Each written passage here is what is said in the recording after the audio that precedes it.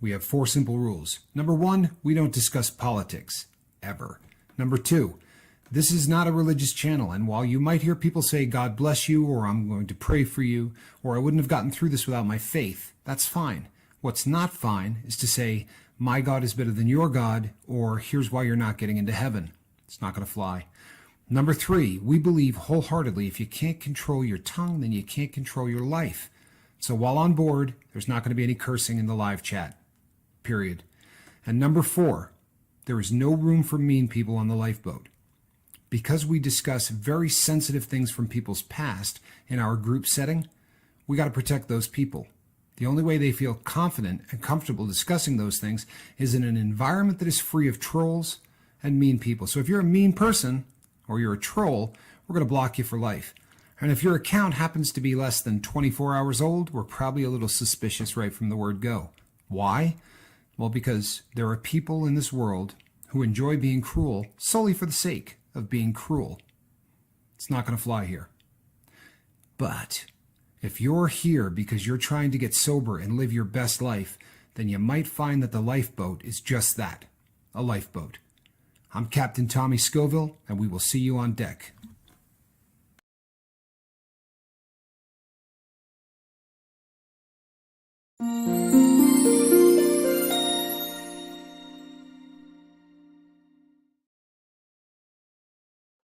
Good evening, everybody. I'm Captain Tommy Scoville, and on the other side of the glass, as always, is my partner in crime, Captain Mark Wages.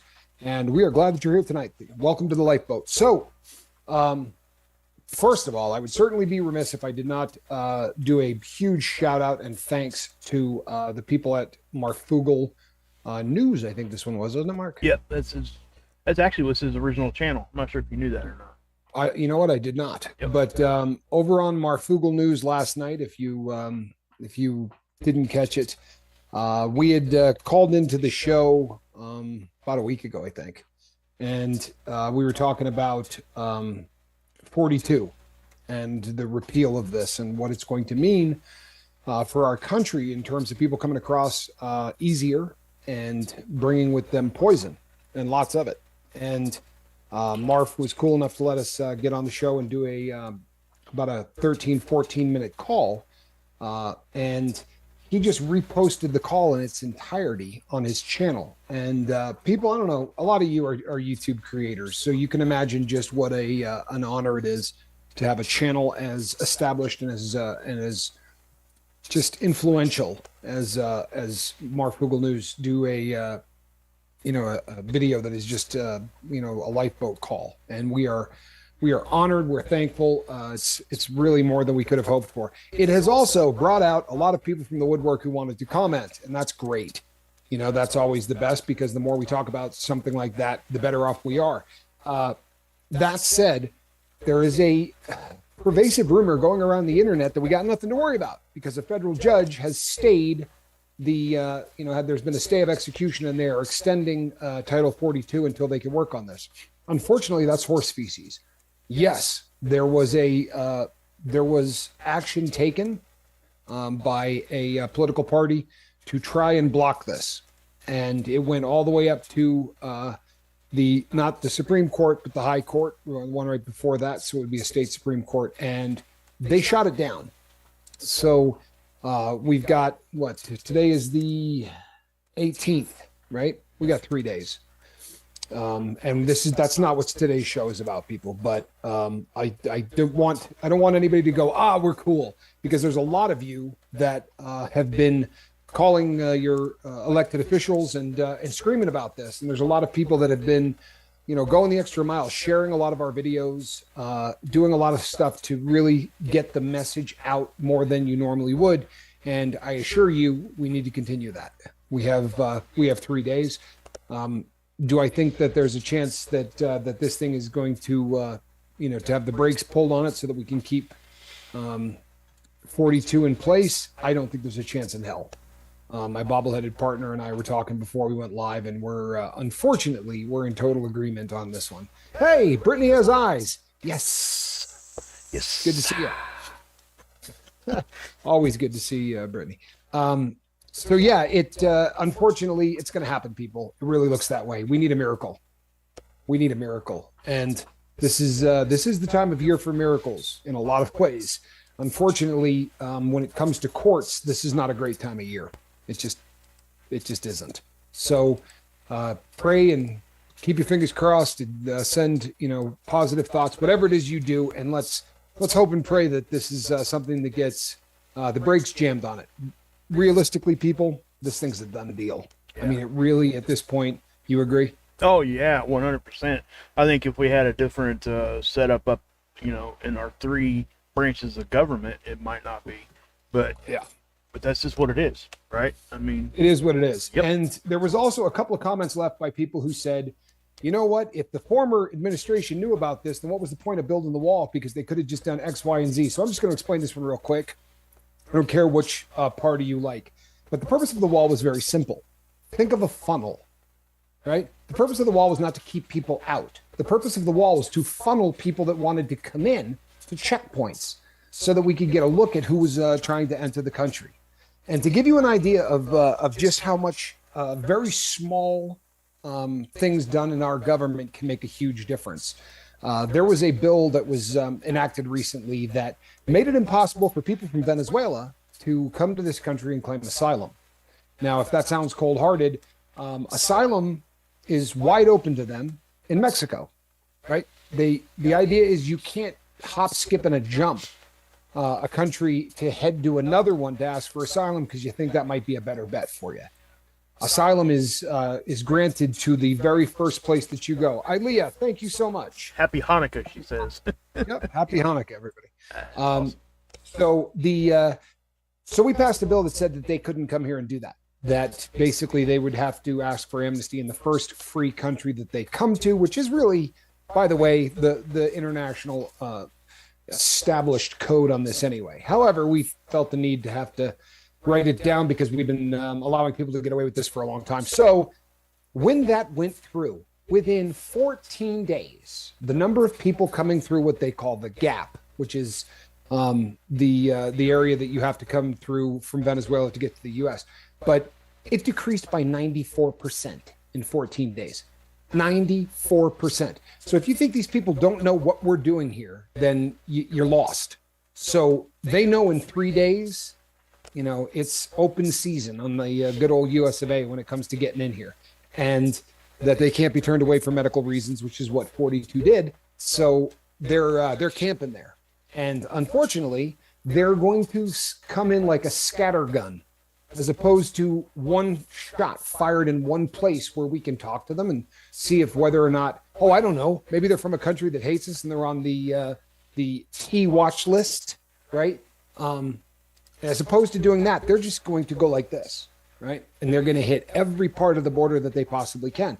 And as soon as we get these people in buses and bring them to places where we can do their paperwork, the drugs will come in right behind them because the cartels are smart. They're not the nicest and best people on this planet, but they're not stupid either. And they're right now is, we talked about this. They're the cartels just on synthetic opiates. Forget coke, meth, weed, everything else that they're bringing across the border. Just on synthetic opiates.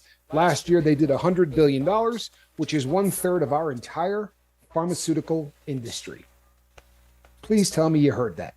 1/3 of our entire legal pharmacy industry is being done by the cartels in our country on synthetic opiates. And what do we get for that? We get 300 dead people a day. And the CDC said 2 days ago that the deaths are up 182%. Now, I was told there'd be no math, but 100% should put us at what? 600 people a day. Or 200,000 a year. 180 is going to have us above 300 grand, or right in that ballpark. Are you hearing that? 300,000 people. Okay. So they're not going to be putting up. John, thank you. And I really appreciate that. And he's right. Please hit the like button, people. It helps. And you know what? Leave comments. Share this thing out. I know we don't do the YouTube stuff like we're supposed to. We feel weird doing it. But please do that stuff. Right? Like, share, hit the subscribe button. 20% of you are just checking it out and you don't hit the subscribe button. I promise you, it's free. hit the subscribe button, and then hit the bell for notification. And every time we go live, which is 5 days a week, you will get a notification, and you won't miss out on hanging out with the coolest people on all of social media, the crew of the Lifeboat. All right, people. So that's where we're at on 42. And I know, amazingly, that there's a bunch of you that would be happy if we just did this show every day. You would like us to be the fence channel. I've got a ton of emails because yesterday I said, I know you guys don't want to hear this every day. About 30 of you actually sent an email saying, nope, we'd be cool with hearing that every day, which would be great. Honestly, that drum needs to get beat. However, that's not our job. Our job is to help people live their best lives. That's really what we're doing here. Funny story too, Mark. So today it was time for me to re-up on my medical assisted treatment. And I had to phone in, and I got a new doctor, which happens constantly because it's a video thing. And this doctor, and I'm not being, I know I'll catch flack for this, but this guy spoke perfect English, which doesn't happen very often with these doctors. Very often they're people from overseas.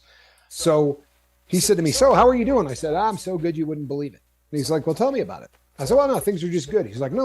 I mean, tell me about it. So I sort of broke down what we're doing, told him about the Lifeboat, told him what I was doing in my life. And he said, you know what? The people that I deal with say that if they go to NA, they run into people who are selling drugs, that it's really one of the most dangerous places in the world for somebody trying to get sober. And we've gotten to the point where we feel bad saying to somebody that you have to go there. I said, well, they're right. You know, I relapsed. I've told the story before multiple times in the parking lot of an NA meeting. And he said, would it be okay with you if we recommended the Lifeboat as a way that you can do? And I said, yeah, you know, the last guy did that as well. I thought maybe we were in the entire system. He said, no, it was probably just him, but we're going to put you in the entire system.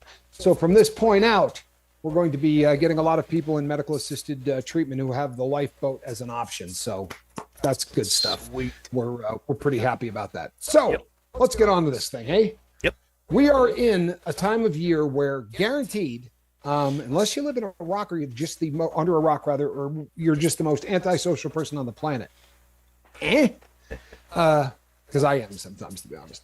But you're going to get invited to some Christmas parties, and there's a really good chance that the place of your employment is probably going to have a Christmas party. There's just going to be a lot of people getting together. And I read a comment before we went going that said, you know, this year seems like it's maybe a little less cheery than other Christmas seasons. And you know what? I tend to agree with that. I think that there's been a lot going on in the world that has left people less than jolly, so to speak. Finances, a little too, I think. Yeah, finances too. I mean, a lot of things, but it is not the jolly holiday.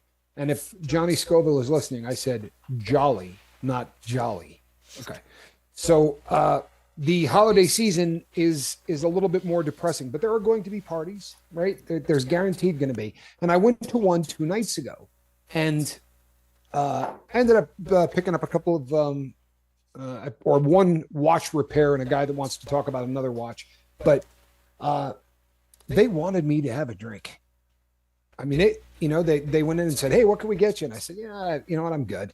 And they said, well, you know, we got this, and this. And I said, yeah, you know, it messes with my sleep. Right. What I probably should have said was, I just don't want to drink. But I said, it messes with my sleep. It was a hard press. It really was. And I don't think they were being, I think that they were trying in their head to be nice people. I'm sure I have something that you would like, kind of a thing.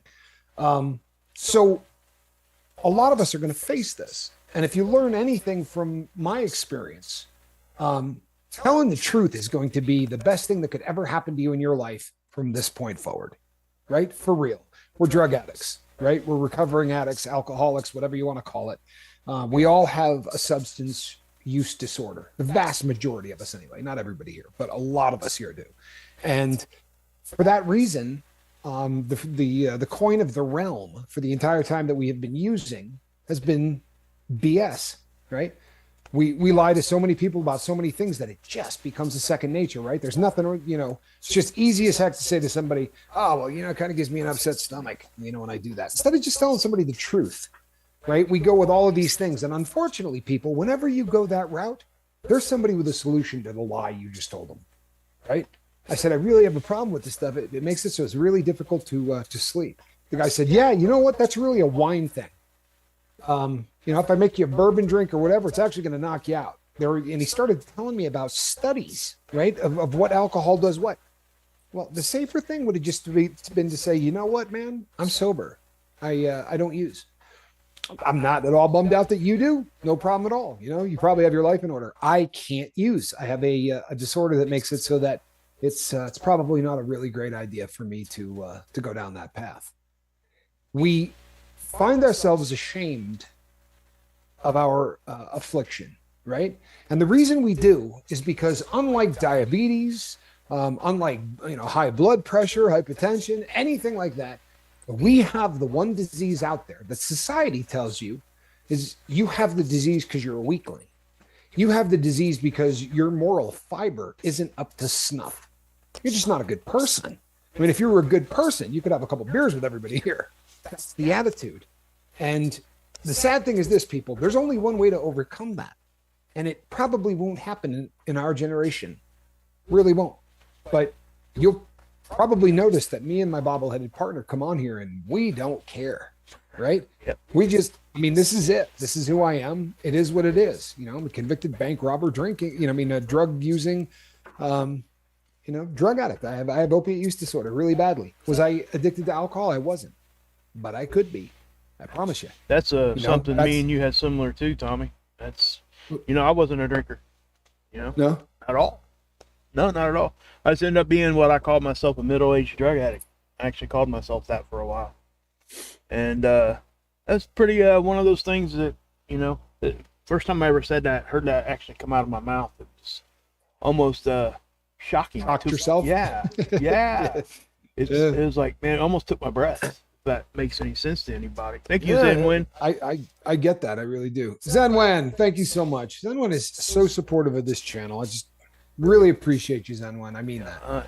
Yeah, that and when I made a disparaging comment about how I looked the other day, she was kind to me about it. Hey, said something about being funny, and I said, yeah, looks are and everything. But the reality, people, is that if you go any route but honesty, you're going to have to overcome the I don't want to drink 5 times. I promise you, there'll be 5 times. Come on, man. If you say to him, well, you know what, I'm going to have to drive. No, you're cool. Don't you live over on Smith? I got 4 guys going that way. Don't even trip. We got your ride home. It's fine. No problem. Okay, then you got to come up with another one, right? And this is pretty much the lesson for everything in life. Truthfully, if you just pop off with the truth right from Jump Street, no one is ever going to say to you, come on, have a drink. If you say, I've had a substance use disorder for years, I just don't drink.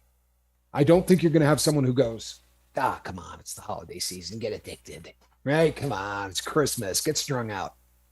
Not going to happen, right? And by the way, when I say I didn't drink, people, there were days I drank 600 beers, but I never had an addiction to alcohol. For me, it was, like Super Bowls or whatever. If there was a gathering and there were a bunch of people drinking, and in college I did the beer funneling and all of those stupid things that you do to get so intoxicated that you wake up someplace not knowing how you got there. I've been addicted to it all. Opiates almost put me in the ground, though. Relapsed in February. Been doing good since then, though. I'll tell you something.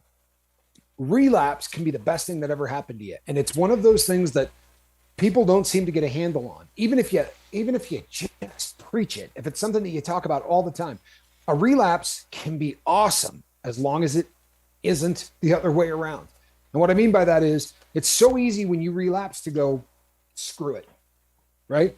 I've already blown it. So why not? It's like being at a casino and losing $20 and saying, I may as well just blow my life savings. I'm just going to get out my credit cards and I'm going to, take cash advances on every one of these. And if I can, maybe I'll mortgage the house, right? I mean, honestly, what you want to do is have a stopgap at that $20.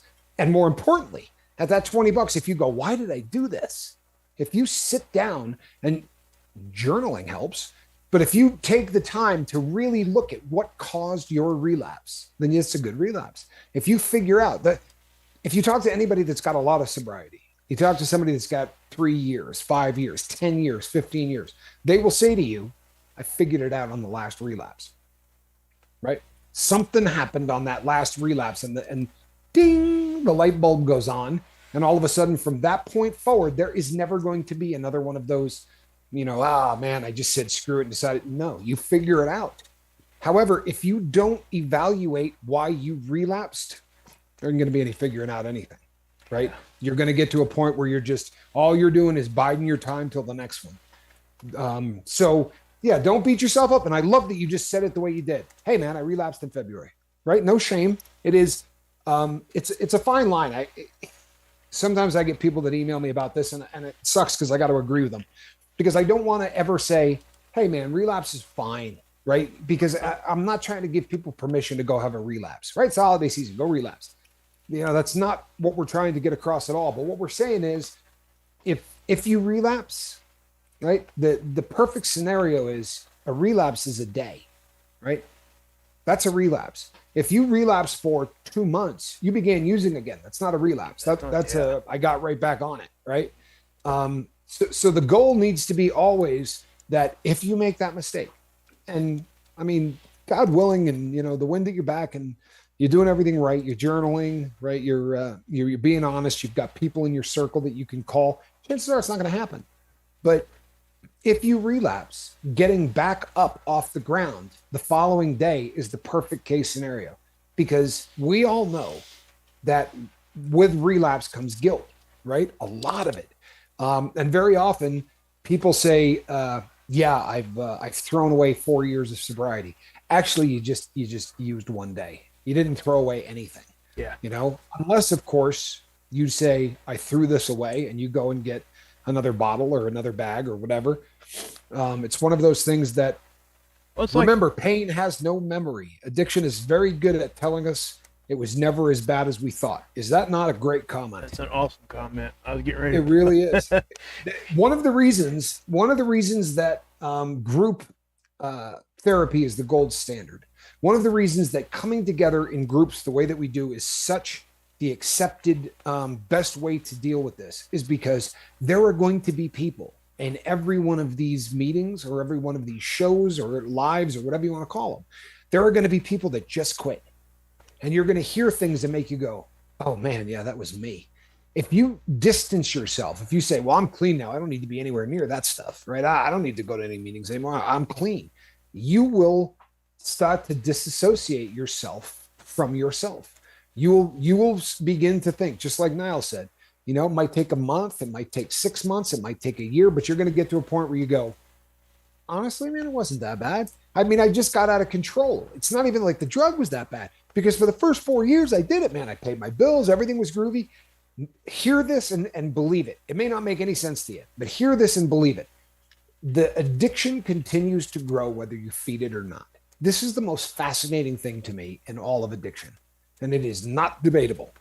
Addiction continues whether you're feeding it or not. So I'll use me as an example. When I quit doing heroin, I had a 6 to 7 gram a day habit, right? That habit's growing inside my body. It is continuing to grow. Doesn't mean that if I relapse tomorrow, I'd be doing 7 grams tomorrow. That would kill me. But within about 3 weeks, I'd be doing 9. I would never be comfortable where I was because the addiction continues to grow, and you see this with every kind of substance that you can come across. I had an acquaintance. I was almost called him a friend, which would have been really a misnomer, but I had an acquaintance that cooked methamphetamine, and he went to prison for it twice, in fact. And when he got out of prison the last time, he had been down for about 7 years, and he used to tell people when he was incarcerated all the time that he used to do about a half an ounce of his own stuff a day. That he would get up in the morning and just start smoking it and then bang a few shots at noon and then a little bit more. And yeah, he would go through about a half a zip a day. But after his final relapse, and it was his final relapse, but after his final relapse, when he started using again, you've never seen anything like it. I mean, within a couple of days, this guy was going through, I mean, the amount of dope, and he couldn't cook it anymore. They had changed the world that he lived in. He couldn't run over to the store and buy 45 or 50 boxes of Sudafed. He went down there to try that, and they said, okay, we're going to need an ID, and we can limit you to 2 boxes. And he was like, huh? So he began to buy the stuff as opposed to trying to make it. And his habit was so ridiculous that he ventured into my previous occupation and actually knocked off a couple of banks. However, when you haven't slept for 15 to 16 days and you rob a bank, you do really stupid things like leave your ID in the bank. No joke. The guy dropped his ID in the bank. It was probably the easiest investigation the FBI ever had, and he got life. It was his. That's a big one, man. Wow. Yeah, well, what it was his fifth felony, and it was the third one in which he had used a firearm in the commission of a felony. And the federal government says, you do that 3 times, that's it. That's your third strike, and you're never going to get out. So, unfortunately, he traded his life for drugs, and it can happen. It really can, people. But just know that your habit is in there and it's raging. So you find yourself at a party and you've got people that come up and they do the, hey, can I get you a cocktail? Can I do this? And you stand up and you be a person that truthfully wants to, hello, Todd, good to see you. You're a person that takes the high road and you say, no, I have a substance use disorder. I don't drink. So, but I'm going to go over there and hit those hors d'oeuvres, those little pigs in the blanket thing. I'm going to go slay those, need about 40 of them. And you walk off and the party starts and life is good. You're going to have to deal with a room full of people who don't have substance use disorder or have it, but don't do anything about it. And for me, right, I am, my drug of choice wasn't alcohol, right? There was no way that was a problem. For me, it was heroin. However, if I'm in a room of 25 people that are power drinking, I get really disgusted in a very short period of time. I really do. I begin to look around, and what's crazy is I don't see people drinking. I see people drugging. To me, what I see, because of the life that I'm now living in the position that I have in life, I see people who are using the substance to dull themselves. They're not, they're not celebrating. They're just, they're lowering the inhibitions with the use of alcohol, and people are getting louder, and the voices are getting louder, and the stories are getting crazier, and a few F-bombs begin to fly, and I just get disgusted. So if my drug of choice was alcohol, I don't know how I would cope with it. I've talked to my brother Johnny about this before because that was his substance of choice, but I don't think I could handle it. Like, it would really drive me insane. So if you're like me and you find yourself struggling with the environment, you have 2 choices, right? Well, you have 3, but only 2 that are going to make sense. We talked yesterday about the 3 positions, right? And ventral vagal is the first one. That's the one that's really nice. That's when the party started and you've had a couple of pigs in the blanket and everything is good.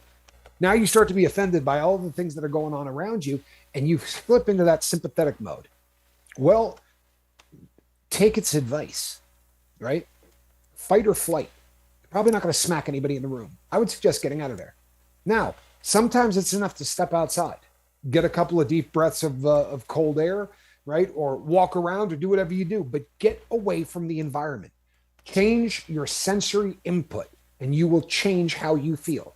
100 out of 100 times, I promise you, change your sensory input. What are you looking at in a party? Well, you may be smelling cigarette smoke. I don't know, depending on what kind of party. But you're looking at a bunch of people all wearing colorful clothes, probably hideous sweaters, right?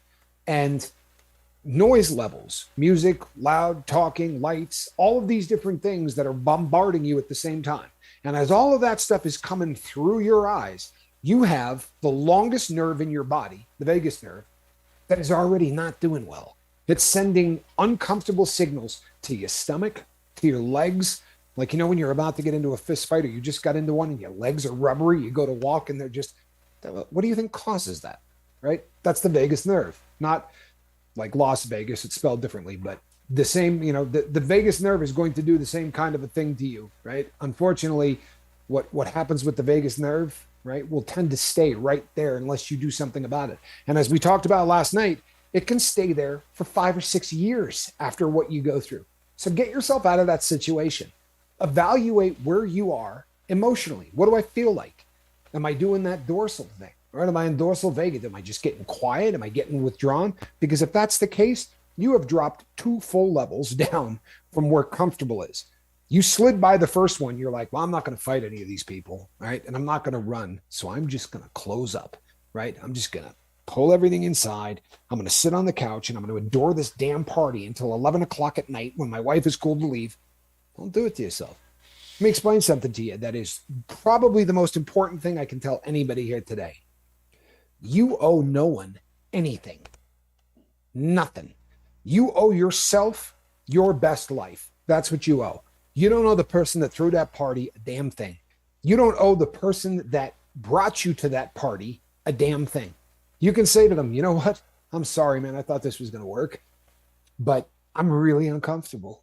And because of the predilections, because of who I am, I don't do uncomfortable very well. I spent the majority of my life getting comfortable by using substances. So since I'm uncomfortable, why don't you hang out? I'm going to walk home. Or if you want to leave, maybe the two of us leave. But I'm not staying here.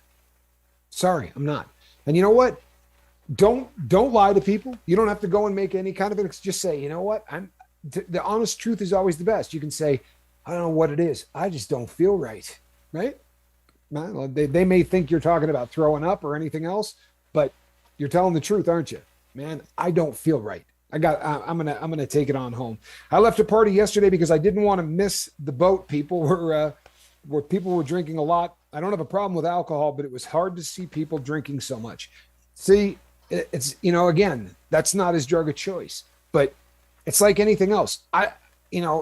Cocaine's not my drug of choice, but I wouldn't want to sit in a room and watch people do lines for 4 hours. If you think that you're safe because that's not your drug, then you haven't been doing this recovery thing very long. Because watching other people abuse things of any kind is going to make you really uncomfortable. And keep in mind, people, I can't beat this drum enough, right? Your worst enemy in trying to stay sober. We talk about having too much time on your hands. That's a bad one, right? Discomfort, all that. You know what your worst enemy is? Your mind. Your brain wants you to use. No joke. Now you say, that's the dumbest thing in the whole world. Well, look, it's not this part of the brain, right? The frontal lobe can sit and go, no, man, if I do heroin again, I'm going back to prison. I'm going to spend the rest of my life in prison. There's no way I would do that. That's not the part of your brain you're fighting. That part of your brain gets it. It's every part of your brain behind that, right? So we've talked about how the reactive part of your brain, this happens, I do this. This happens, I do this. Dude's uncomfortable. How do we get comfortable? Well, we'll do a little heroin. It's always worked. Put a substance in your body. It could talk you into doing booze even if that's not your drug, right? I know you're uncomfortable. It's not fun here. Drink 6 or 7 beers, right? You will level out. Yeah, I know it's not your drug.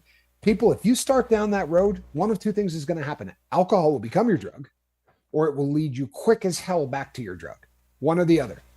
You're fighting your worst enemy, right? Is the reactive part of your brain. And the way that you handle that is to engage the frontal lobe. And you can do that by writing things down, but you're not going to do that by sitting among the thing that is making you uncomfortable and trying to hang out with it. That will cause you to fail.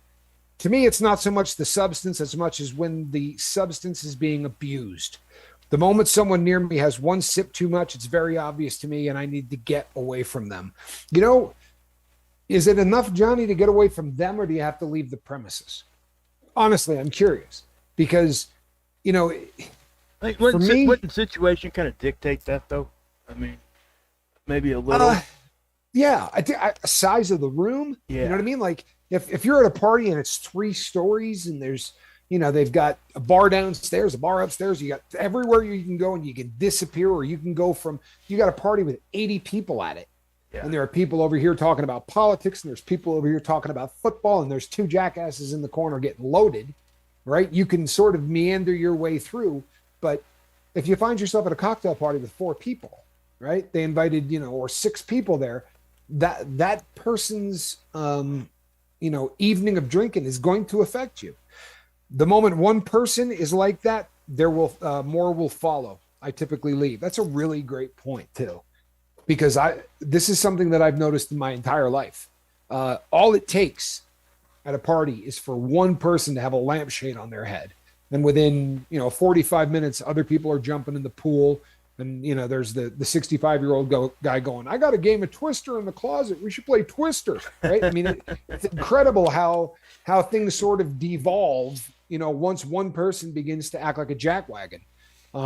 Yeah, Johnny, I think you're right. It is one of those things where once one person starts, it starts to pile on. But you do not owe anybody at that party anything. You don't owe your brain anything. Your job is to make sure that you do not make a mistake. And if you start feeling uncomfortable, you do realize that discomfort leads to bad things. Not normal folk, but we're not normal folk, right? So if you start feeling discomfort, the only thing you owe is yourself to get out of that situation. And Mark, try the first one, right? Walk away and see how that feels. See if that works. You might walk away from the guy being a jackwagon and go, oh, that's cool. If I stay away from, this person, I'll be good all night. If he comes over and tries to talk to me, I'm just going to do the, hey, just sort of break away and, find a different group to talk to. Yeah. The one of the smartest things you can do is do some very deep analysis before you go. Seriously, this is overlooked massively. There's nothing wrong with saying no. You understand? We did entire shows on this. And when you used to be an addict, there's something very difficult about saying no to people about anything once you get sober. Recovering addicts get walked on. We really do, because we are so liable to just go, yeah, sure, I'll help you move your couch on Thursday. And find out the guy says, well, I'm not going to be there, but I'm going to leave the key under the mat. So if you could just go in there and get the couch, right, move it over. I mean, the kind of things I've agreed to where afterwards I'm going, what the hell did I do that for? Well, because I took advantage of so many people for so long that there's something in the back of my head that just says, try to be a super guy, right? Try to be that person that, that wants to help everybody. And that you really got to guard yourself against that. If you know that, if you say to yourself, well, this is the 9th year I've been invited to this party.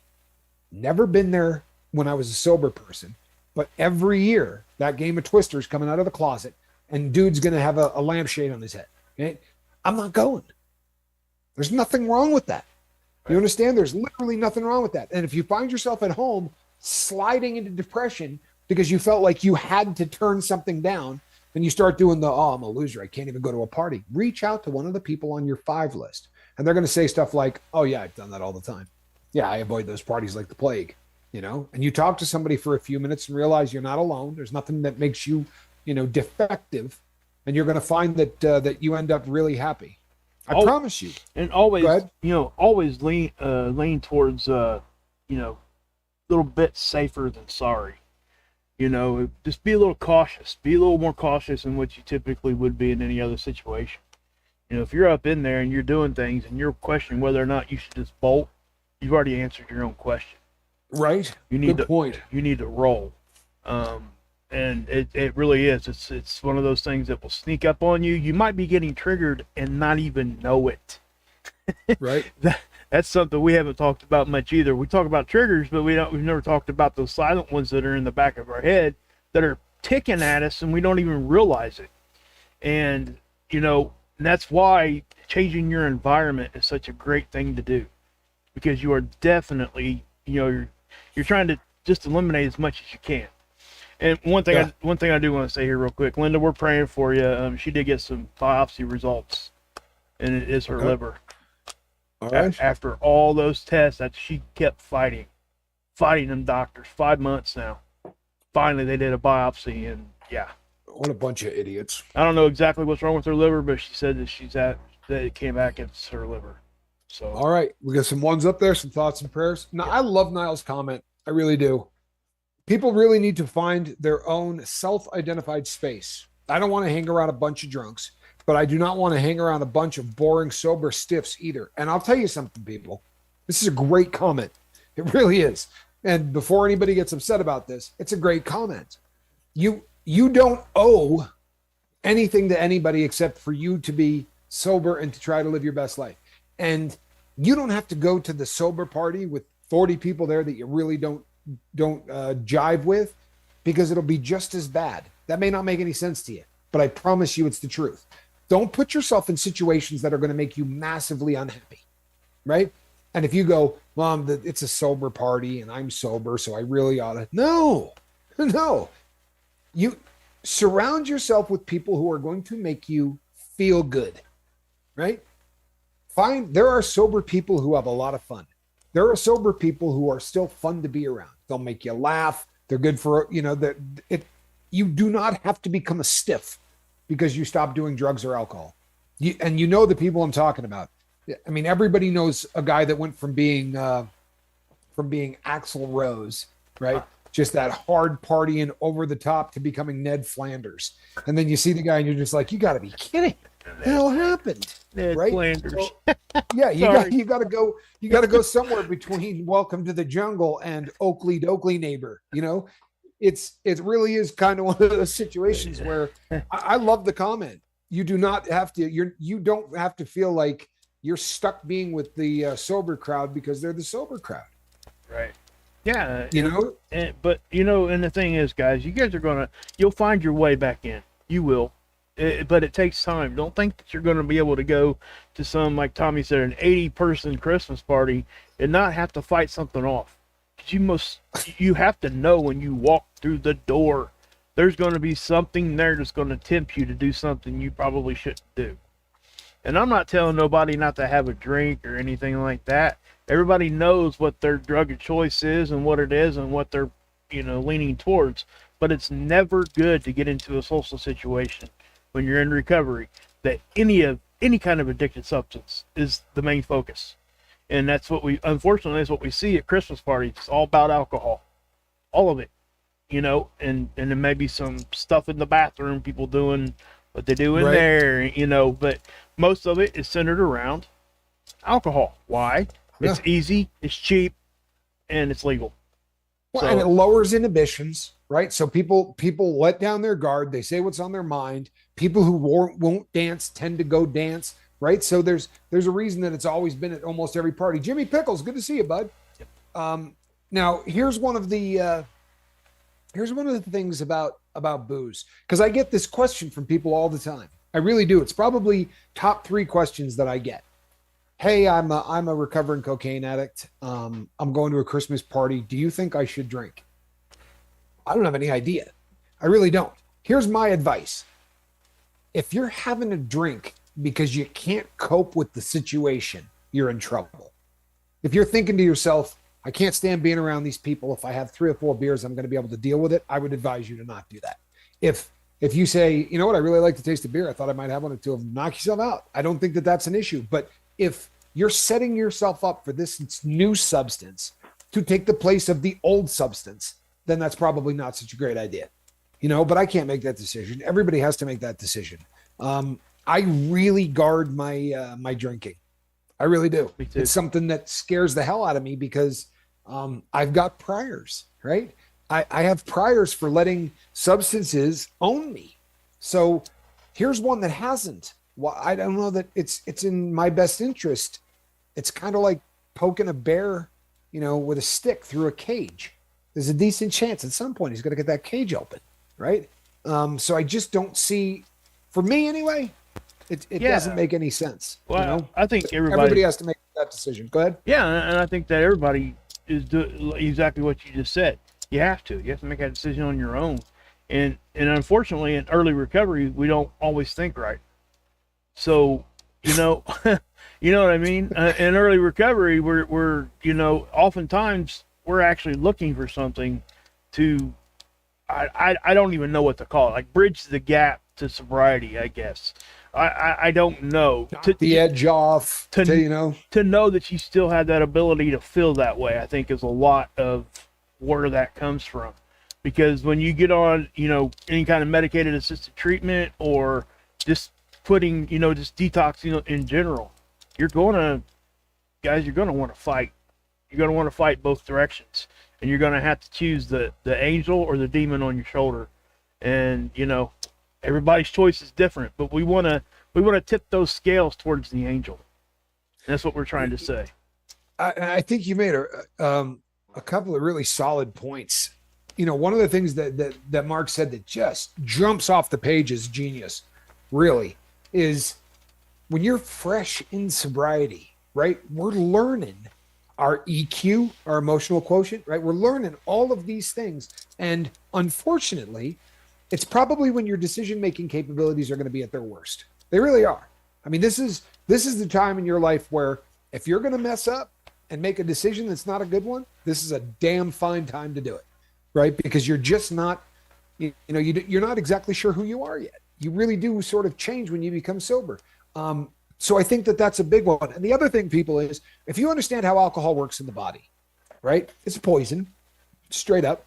It's a poison. And it's a poison that passes the blood-brain barrier, gets right in there. And the first thing you will notice when someone begins to drink, right, is that their motor skills begin to get a little, right? So when they talk to you, everything is just, right? You know what it looks like when someone's had a couple, right? They just seem, that's the first thing to go. The second is inhibition, the part of your brain that says stuff like, well, no, I'm not going to run through the party with no clothing on. I mean, as funny as that might be, I work with these people. I'm not going to do something like that. That's the part of your brain, right? This is why people walk around with lampshades on their head. Would they do that if they hadn't been drinking? Of course not. But good judgment and inhibition all of a sudden get lowered a bit. And you go, yeah, what's the big deal? Well, the big deal is you're trying not to do cocaine, or you're trying not to do heroin. So you lower your inhibitions and your decision-making process gets dulled. And you think to yourself, man, what's one line, right? That guy's gone in the bathroom 6 times in the last 15 minutes. I know what the hell he's doing in there, right? So, and you wind up walking up to a guy and saying, hey, man, the next time you go in there, leave a bump, right? Yeah. Come on, it's Christmas. You would never do that, fresh in sobriety. But if you lower your inhibitions a little bit and your decision-making process gets a little numbed, yep. I think playing with anything, jumping from one drug to another is a dangerous thing. But alcohol is unique in what it does to your inhibitions, right? Alcohol is, they used to call it social lubricant, right? Because people who are horrendously shy will get up on stage and start doing karaoke after 9 drinks because that it just does, it has that effect on human beings. So as my partner said astutely, this isn't when you're making your best decisions anyway. So to throw some booze on there, or any other substance, but booze in particular, because it's going to be all over the Christmas party scene. Like he said, when's the last time you went to a Christmas party that didn't have booze at it? Yeah. Right. I mean, it's just one of those things. So make your decisions before you get there, right? Make your decisions at home. You know exactly what's going to happen. So don't wait until you're standing in front of the guy at the open bar to decide what you're going to say to him. This is one of the things that plagues addicts more than anything. Man, I got a flat tire and this happened, and you never thought at any point in your life, who am I going to call or what am I going to do when frustration hits me the first time and I feel like it's the end of the world? Nah, you just waited till it was the end of the world, right? You just waited until the ship hit the sand, and then you thought, man, maybe I ought to have a plan. This is what we mean when we say the average American spends more time planning a 2-day vacation to Florida, right? Or a fishing vacation. They'll plan that thing for 3 months. And then they decide to completely change who they are by eliminating substances out of their life. And they spend 6 minutes doing the just say no thought. You have to have a game plan to stay sober. Well, this is a threat to your sobriety. From now until about the 2nd day in January, we're going to get bombarded with opportunities to trash what you've been building. Guaranteed. And then let's add into that mix that this just is not an easy time of the year anyway, right? It's just not an easy time of the year.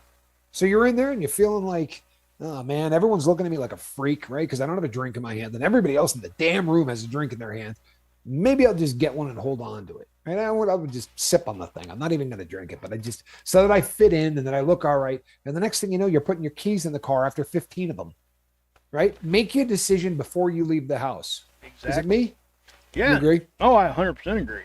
Everything you said there was spot on, dude.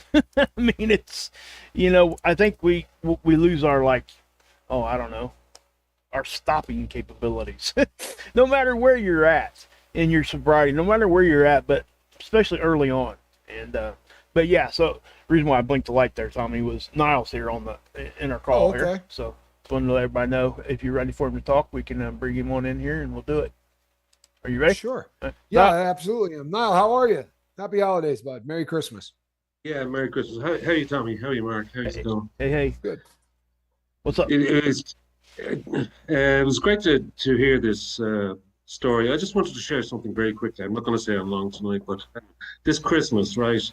There is a general sense of kind of depression overlying the Christmas holidays. I think that's across the board, everyone is feeling it, but people are still getting together. This year, normally Christmas Day for me, since I got sober, a lot of them I've spent alone. Sometimes I spend them with one person. Sometimes I just go and see my mother and come back or whatever. But this year it was unusual in that I have a very old friend who needed some help, and this is a friend who I've known for 15 years or so, and she's not alcoholic or drug addict, but a lot of her family are, and they all have various issues. But she reached out to me and said, "Listen, I need some help." She's gone through some terrible times with she's a single mother, and her problems with her son and drugs and all this kind of stuff, and other family members. One got recently divorced, and there's a lot of alcohol, and there's going to be people disappearing in bathrooms, and there's weed and all that kind of stuff. She says, "I really need your help because I'm putting on this Christmas dinner on Christmas Day, and I need you to come down."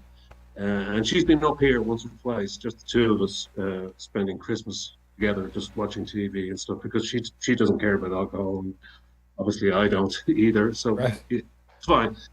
And so I said, "Yeah, I will do that." And I said I would be happy to do that for her. So I had to make a call to myself. I had to search my own, sobriety and say to myself, well, I'm going to put myself in a situation where I'm going to have to be with these people and their situation and their pasts, and I'll have to stick with them to death because I don't drive, so I'm not getting home. It's not as if I can leave at any time soon.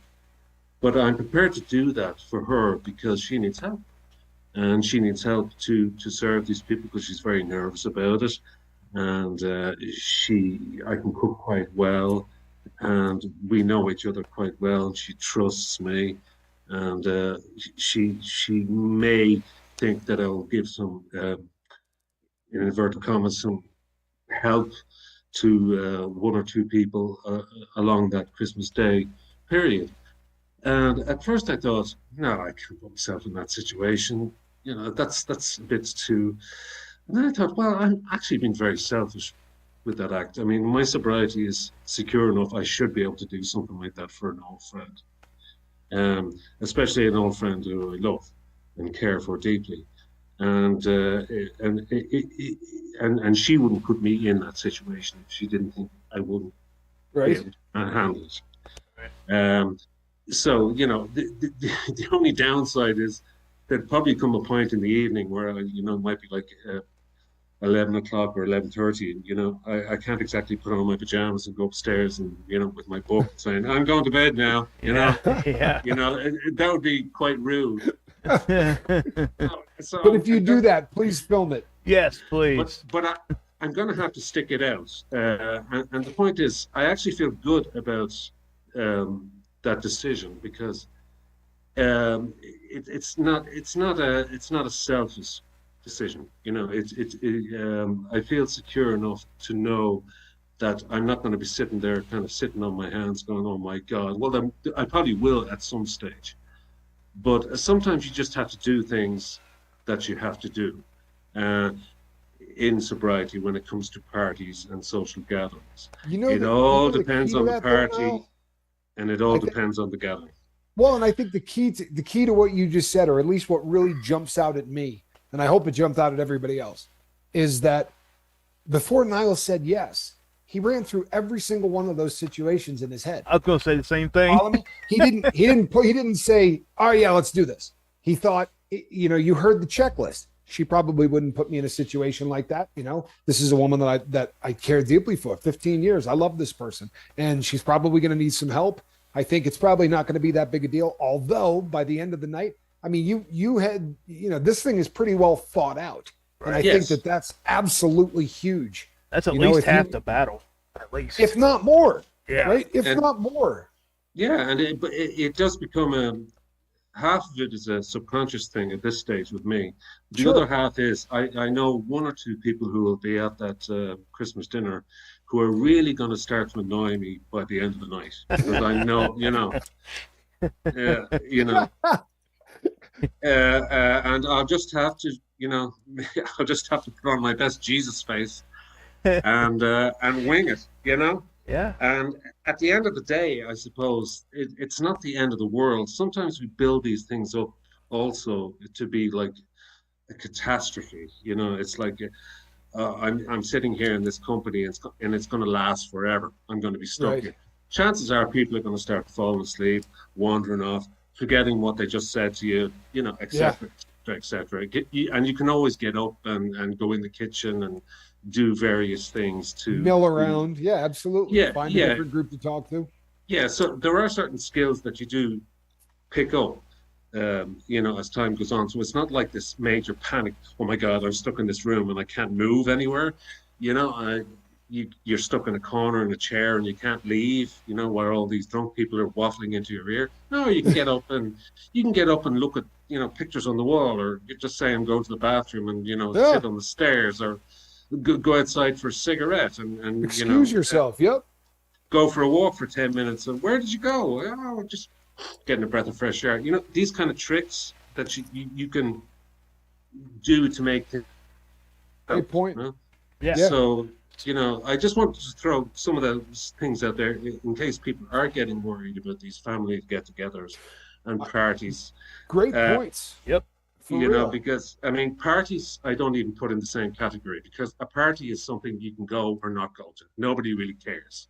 Right. Family gatherings, some people feel they have to be there for various reasons, and if they leave early, And there feel is a awkward. difference. We got to Yeah. recognize Huge that. difference. We got to Yep. recognize Huge that. difference. Even if the party is thrown by your sister or brother, it sort of changes the dynamic. He's absolutely right. Yep. And but once again, I think the takeaway in this is that like I was saying earlier, we tend to not plan for things.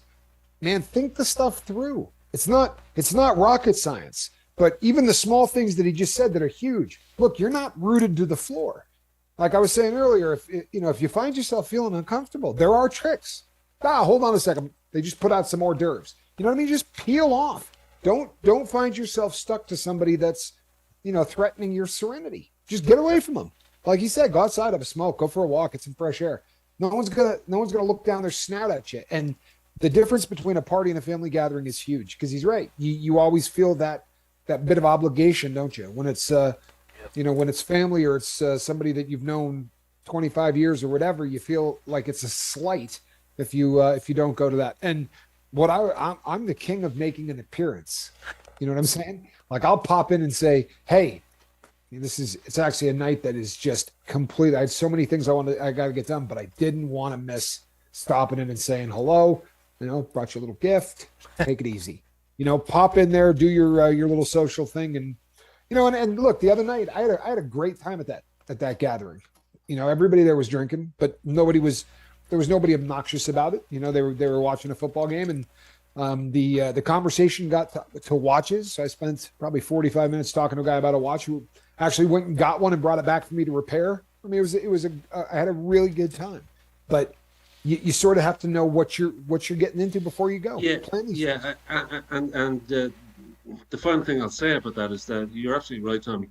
You have to protect yourself. But in this case, in this particular case, in my situation, I'm doing this. I've run through all the checklist. I've said I'm putting myself in a situation there's no chance of me drinking, but I'm putting myself in a situation where I could potentially be stressed, or it's not, but the point is, there are going to be times in life where you do feel an emotional or moral or whatever it is, an existential obligation to do something for somebody else. So my friend, who I'm very, very fond of, wants my help because she knows she can rely on me on that day, you know?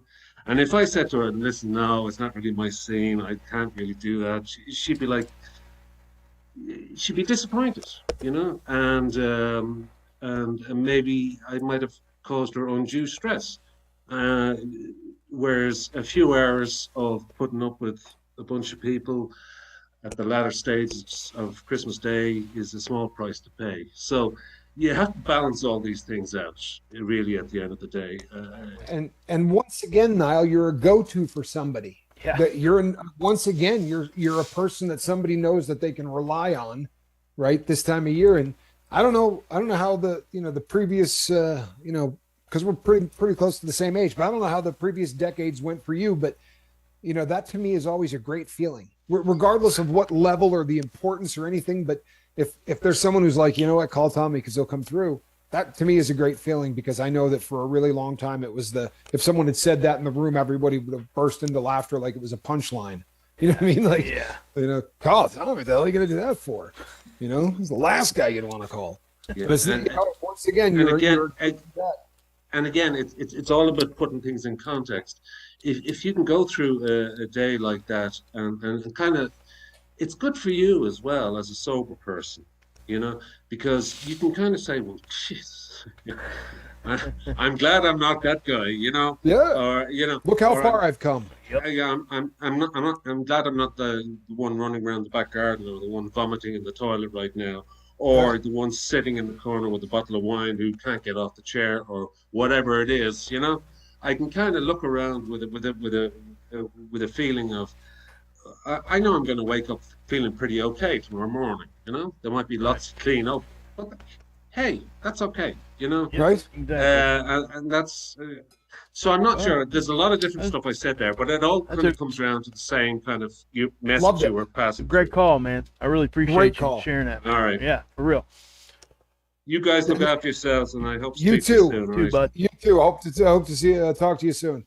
And you know Take what, care. people? Bye-bye. I mean, I honestly, I hope you got that, Yeah. because everything he said came back to, what, he weighed all of the options, and he weighed all of the options, and he was there for a friend, right? He was there for someone to rely on, but he weighed every option there was before he was going to put himself in a situation that was going to be uncomfortable. And he still took a little bit of discomfort. He knows that it may not be the most fun he's ever going to have, but he's going to help a friend, and he knows he's safe in his sobriety. If you go down that checklist and you live that, with that in mind, you're never going to find yourself in any trouble. I think that's probably a great thing. And we are at the top of the hour. Yep. We will be back tomorrow night, people. Same squirrel time, same squirrel channel. Thank you, everybody, for popping in. The holiday season is here, people. Watch your back, right? Take care of yourself. It is about you and your sobriety before anything else. It really is. All righty? And yell at your government, your elected officials. We got 3 days. I am Captain Tommy Scoville, and on the other side of the glass, Captain Mark Wages. And that's a cat in the basket. Good night, everybody. We love you.